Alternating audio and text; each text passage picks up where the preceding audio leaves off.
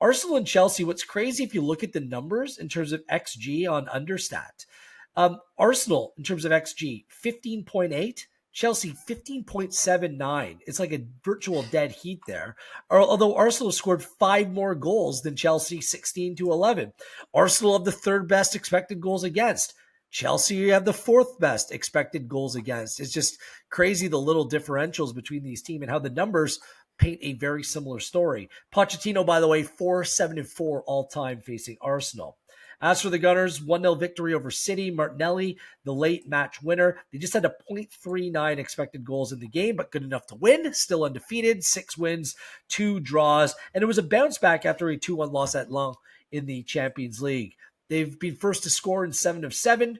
They have a perfect record away from home in the Premier League, 3 wins from 3. Saka, Saliba, Trossard, all questionable as of right now.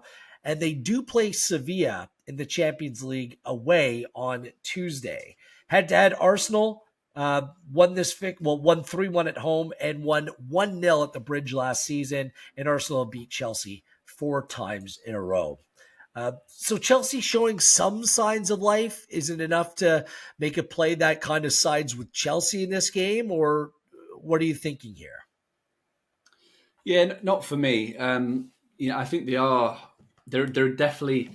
It's a weird one with Chelsea because the underlying data paints a picture of a team that are trending in a positive direction, that are going to, climb into that top 4 conversation.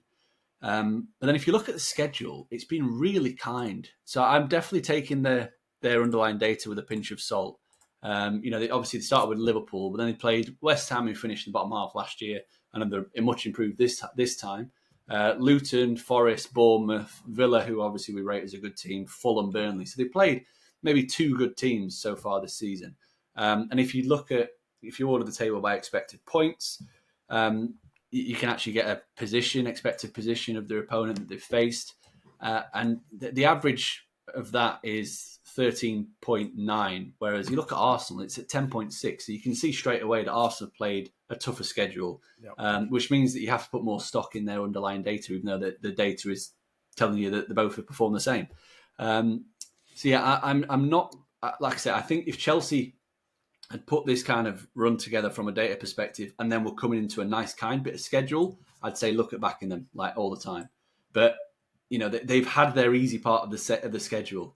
Like they've played 8 games where they should have probably picked up maybe 15 points, 16 points minimum.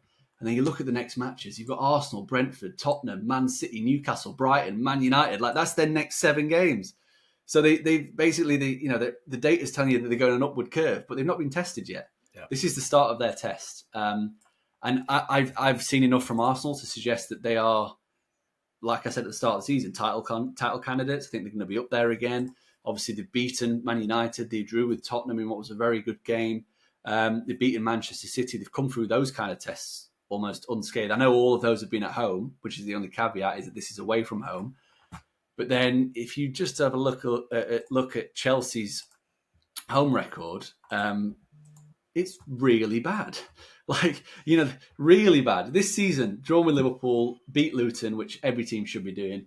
Nottingham Forest, they lost, and Aston Villa, they've lost at home. And if you stretch it back to the start of the calendar year, I know Pochettino wasn't in charge. The player turnaround has been huge, but they've won just 3 of 16 home games in the league since the start of 2023.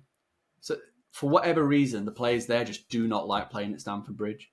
And they haven't picked up a scalp in that time. Like I said, Luton is the team that they beat this season. Last season, the home wins that come into this category, they beat Leeds, who got relegated, and they beat Crystal Palace, who were in the midst of, should we sack Vieira, should we not sack Vieira? So the 3 wins have come against 3 very poor teams.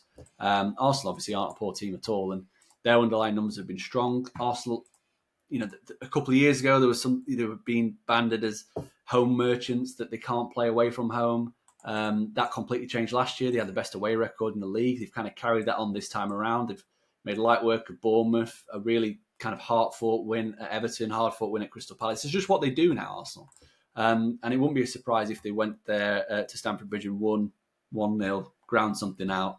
I'm definitely leaning towards Arsenal and quite happy to take them on the handicap, minus a quarter at plus 105. So the line has moved. It's got shorter, which suggests that the sharps are kind of thinking the same way as what we are in terms of the Arsenal are definitely the team to be siding with. And ultimately taking them at minus a quarter means that if the game ends in a draw, you make a half loss. If Arsenal win, you get a full payout. So that for me is the way. And I did look at the unders. The unders did call my name a few times and say back me, but I just think the Arsenal play is the way in.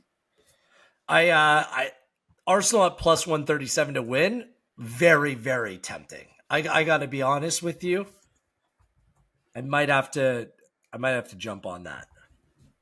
But like you, the unders were calling my name. Under 2.5, a full unit play at minus 108. Like this is a Chelsea play. You said something earlier in this podcast about Arsenal that they're managing games. It hasn't always looked great, but they're doing enough to get over the line. So keeping things tight, especially away from home in this game. I just think under 2.5 is the best play to make at minus 108.